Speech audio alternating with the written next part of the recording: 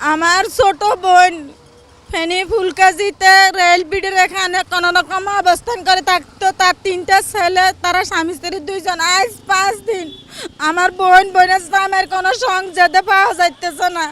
এখন আমার ভাই গেছে কালকে চাইতো, এখন আমার ভাইরও কোনো সংযোগ না, আমার ভাইও ফিরিয়ে আসে না।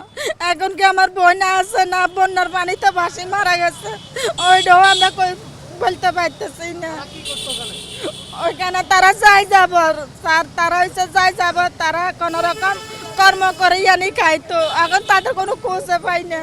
আমার নাম কাজল রেখা, আমার বোনের নাম হচ্ছে সাজাদা আক্তার, সাজনী বলি সবাই ডাকে। আর আমার বোনের জামের নাম হচ্ছে হৃদয়, সবাই ডাকে তারা ভক্কা কই। আজকে 5 দিনে কোনো খোঁজ খবর পাইতেছি না, কোনো সংযোগে পাই না।